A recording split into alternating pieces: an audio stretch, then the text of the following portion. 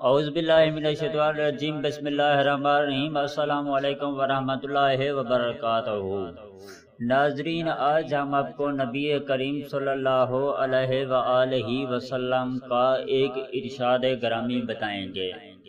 جو آدمی گھر میں داخل ہوتے وقت 3 باتوں کا اہتمام کرے گا، رزق اس کے دروازے توڑ کر آئے گا۔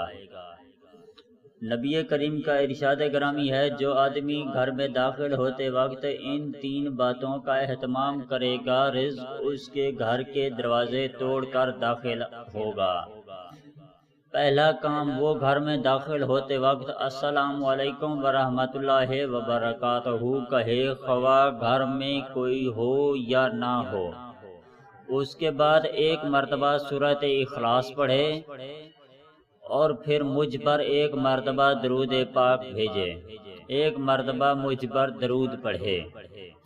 تو ناظرین، اس ویڈیو کو دیکھنے کا بہت بہت شکریہ۔ اگر آپ کو ہماری ویڈیو پسند آئی ہے تو ہمارے چینل کو ضرور سبسکرائب کریں، ویڈیو کو لائک اور شیئر ضرور کر دیا کریں۔